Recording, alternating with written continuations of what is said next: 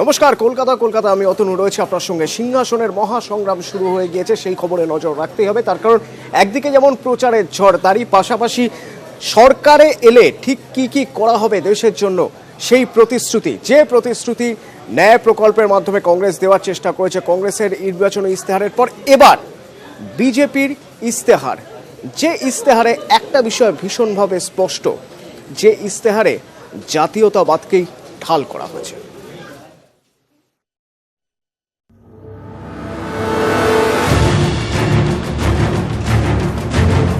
প্রথম দফার vote 11ই April, তার মাত্র কয়েকদিন আগে ইশতেহার প্রকাশ বিজেপির।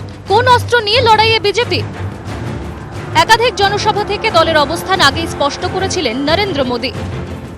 इस चुनाव में आपका वोट सिर्फ भाजपा के एमपी बनाने वाले का मत नहीं सिर्फ नहीं है, आपका वोट सिर्फ मोदी को प्रधानमंत्री बनाने वाला नहीं है, लेकिन आपका वोट हमारे देश के सुरक्षा बलों के सम्मान का भी वोट है। গতবার অচ্ছেদিনের স্বপ্ন দেখিয়েছিলেন মোদী। এবার গেরুয়া শিবিরের ইশতেহারে যেন জাতীয়তাবাদ ও ধর্মীয় মেরুকরণের টাসই বেশি। ঐক্যমতের ভিত্তিতে অযোধ্যাতেই রাম মন্দির নির্মাণ, জম্মু কাশ্মীরের বিশেষ মর্যাদা অর্থাৎ সংবিধানের 370 ধারা প্রত্যাহার, জম্মু কাশ্মীরের বাসিন্দাদের জন্য সংবিধানের 35-এর এ ধারা প্রত্যাহার, মুসলিম মহিলাদের জন্য ন্যায় বিচার সুনিশ্চিত করা, 3 তালাকের বিরুদ্ধে আইন। গতবারের মতো এবারও অভিন্ন দেওয়ানি বিধি চালুর প্রতিশ্রুতি। খুব ধামাচাপা দিতে গত দুবারের মতো এবারও কাশ্মীরি পণ্ডিতদের পুনর্বাসনের প্রতিশ্রুতি দেওয়া হয়েছে ইশতেহারে। ঐক্যমতের ভিত্তিতে একসময় বিভিন্ন নির্বাচন করার প্রতিশ্রুতি। राम मंदिर का जहां तक प्रश्न है, पिछले चुनावी घोषणा पत्र में भी हम लोगों ने जो संकल्प किया था उसी संकल्प को हम दोहराते हैं। सभी संभावनाओं को तलाश करेंगे और हमारा यह प्रयत्न होगा कि जल्दी से जल्दी सौहार्दपूर्ण वातावरण में भव्य राम मंदिर का निर्माण हो जाए। সার্জিক্যাল স্ট্রাইক, এয়ার স্ট্রাইক নিয়ে গলা ফাটাচ্ছেন বিজেপি নেতারা। ইশতেহারও তার ব্যতিক্রম নয়।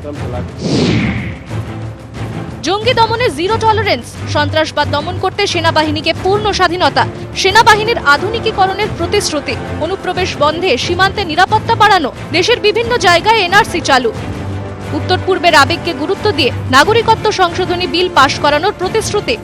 देश की सुरक्षा को सुनिश्चित करने का काम नरेंद्र मोदी सरकार ने किया है। आतंकवाद का मूल जहां पर है वो मूल पर घा करने की नीति नरेंद्र मोदी ने अपनाई और इसके कारण आज 125 करोड़ का ये देश अपने आप को सुरक्षित महसूस करता है। জাতীয়তাবাদের আবেগ ছোঁয়ার চেষ্টা, তাই দেশই আগে, এই মতই নানাভাবে ইশতেহারে তুলে ধরেছে বিজেপি। নিউজ 18 বাংলা। গত 5 বছরে সরকারের পদক্ষেপের ফলে একদিকে যেমন কৃষক বিক্ষোভ হচ্ছে, আরেকদিকে নোটবন্দি, জিএসটির জন্য ব্যবসায়ী মহল ফুঁসছে। এই ইস্তেহারে কি সেখানেই কিছুটা প্রলেপ দেওয়ার চেষ্টা হলো? কারণ এই ইস্তেহারে বলা হলো যে কৃষকদের প্রথম 5 বছর কোনো সুদ দিতে হবে না, এও বলা হলো ব্যবসায়ীদের পেনশনের ব্যবস্থা করা হবে। 50 साल के सारे प्रयोगों ने बताया है कि दिल्ली के एयर कंडीशन में बैठे हुए लोग गरीबी को परास्त नहीं कर सकते हैं। हम लोग भी एयर कंडीशन कमरों में बैठते हैं, इसलिए मैं कोई किसी और के लिए नहीं कह रहा हूं। गरीब ही गरीबी को परास्त कर सकता है, ये हमारा मंत्र है। और इसलिए एम्पावरमेंट ऑफ पुअर, अब जब हम गरीब को घर देते हैं तो उसकी आवश्यकता पूरी होती है, नए एस्पिरेशंस जगते हैं और वो उसके लिए सोचता है अब घर मिला है तो कर्टन के लिए थोड़े पैसे बचाओ, वो सोचता है मेहमान आएंगे तो 2 चेयर के लिए पैसे बचाओ। उसका दिमाग बदलना शुरू हो जाता है। चीजें मैं छोटी बता रहा हूं, लेकिन मैं धरती का इंसान हूं, इसलिए बदलाव को बड़ी बारीकी से देख पाता हूं। আশ্বাসে কল্পতরু মোদী, অমিত শাহ, কিন্তু কিভাবে দেখছেন এই নির্বাচনী ইস্তেহারের প্রতিশ্রুতি বা এই আশ্বাস? অর্থনীতিবিদ সুমন মুখোপাধ্যায়ের সঙ্গে কথা বলেছিলাম আমরা। এতখানি গ্রোথ, তার মানে সরকার আশা করছে 10%-এর ওপর গ্রোথ না হলে আমরা ওই $5 trillion ইকোনমিতে 2025 সালে পৌঁছতে পারবো না। তো এতখানি গ্রোথ কি আদৌ সম্ভব? আর তা যদি ইনফ্রাস্ট্রাকচারে হয়, ইনফ্রাস্ট্রাকচারের যেটা মূল কারণ যে আজকের ইনভেস্ট করলেই কিন্তু সেটা উৎপাদন করা যায় না। বিরোধীদের তরফে বলা হচ্ছে এই ইস্তেহার দিশাহীন, বিজেপির সংকল্প দিশাহীন। তার কারণ এখানে অর্থনীতি নিয়ে কিছু বলা নেই, এখানে বলা নেই কর্মসংস্থান নিয়ে কোনো কথা।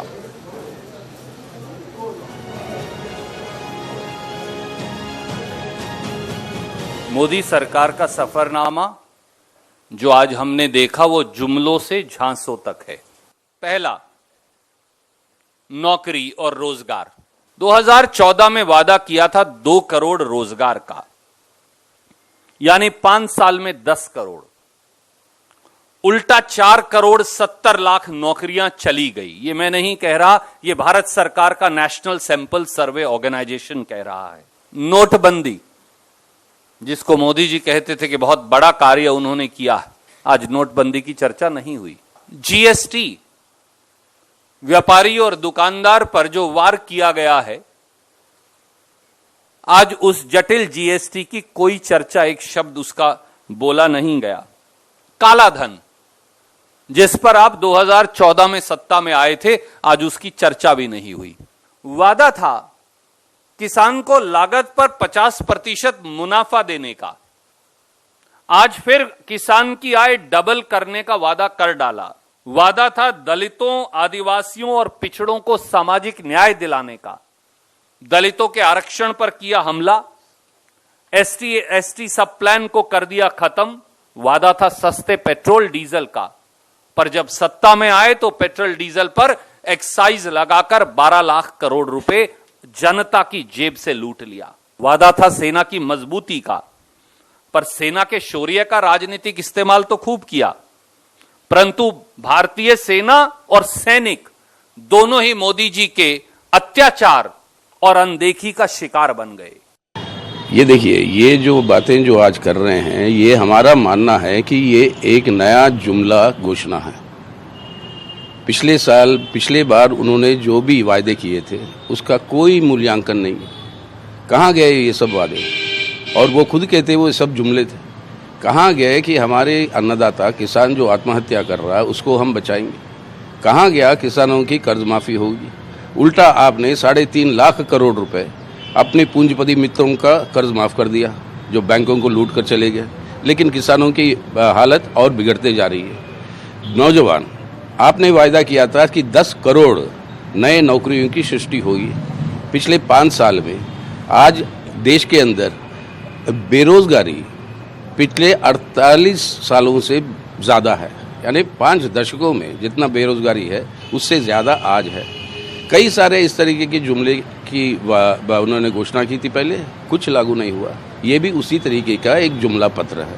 लेकिन সিংহাসনের মহাসংগ্রামের একটা দিক যেমন নির্বাচনী আশ্বাস বা নির্বাচনী প্রতিশ্রুতি, যার অঙ্গ হলো নির্বাচনী ইস্তেহার, ঠিক তেমনি প্রচার।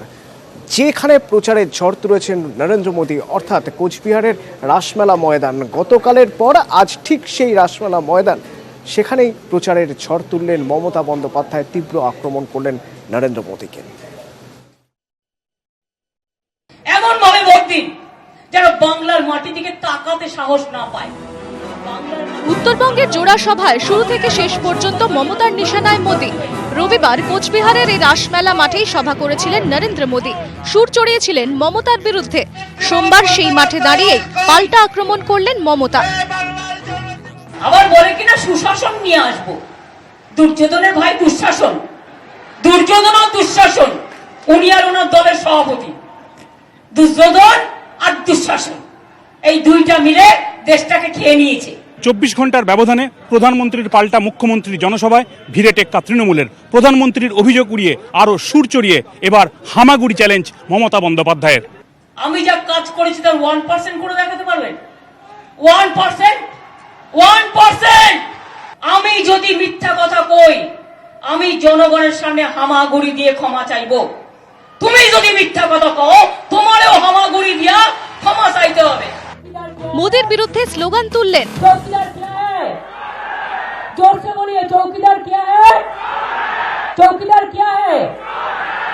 चौकीदार झूठा भी है। জলপাইগুড়ির বহু মানুষ চা শিল্পের সঙ্গে যুক্ত। 5 বছর আগে বন্ধ চা বাগান অধিগ্রহণের প্রতিশ্রুতি দিয়ে ক্ষমতায় এসেছিলেন মোদী, কিন্তু আজও তা পূরণ হয়নি। নাগরাকাটার সভায় ক্ষোভ উগরে দিলেন মমতা। पहले मोदी बाबू आप लोगों को कहा चाय बागान में आके हम तो चाय आला है, आप चाय आला का वोट दे दीजिए, हम सब बंद कर करखाना खोल देगा, अब मोदी को वोट दे दीजिए।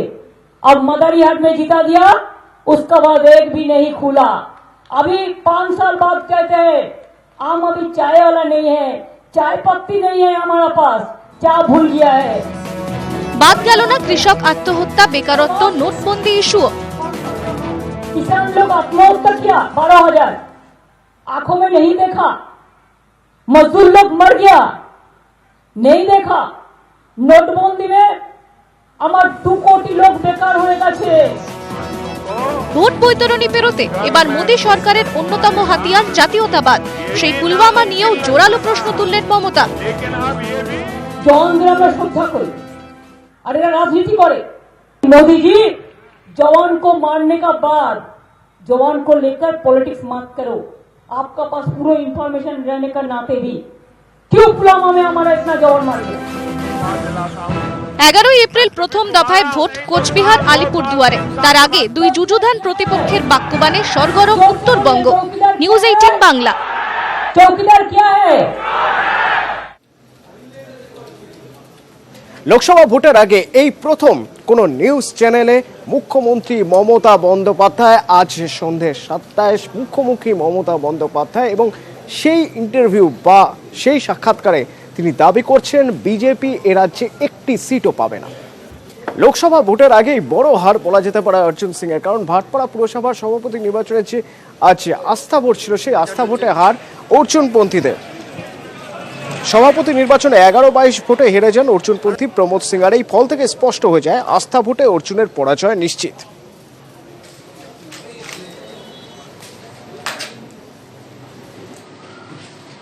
বিজেপির কত কর্মী আহত হয়েছে? এখানে প্রায় 10-12 জন বাচ্চা ছেলে, এই কম বয়সের ছেলেরা বসেছিল, তাদেরকে হসপিটালে কজন আছে?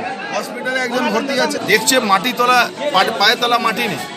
এখন এরা দিশাহারা হয়ে লোককে ভয় দেখিয়ে আতঙ্ক তৈরি করার চেষ্টা করে। কালকে আপনার নৈহাটিতে দেখেছেন, আজকে এখানে দেখলেন, মিউনিসিপ্যালিটির সামনে দেখছেন বম ফাটাচ্ছে, গুলি চালাচ্ছে, এইসব চলছে। ইলেকশন কমিশনকে আমরা সবার করে আমরা এখনই জানাচ্ছি, ভিডিও করে আমরা এখনই পাঠিয়ে দিচ্ছি। পুলিশ প্রশাসন একদম নীল বলছে।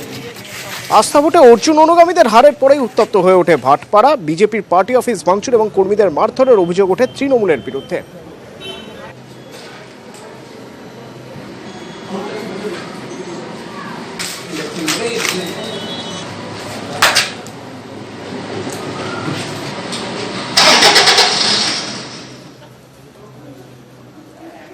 সারা বছর কাজ না করলে লোকসভার সময় টিকিট পাওয়া যায় না বা ভোটে টিকিট পাওয়া যায় না বলছেন মমতা বন্দ্যোপাধ্যায়।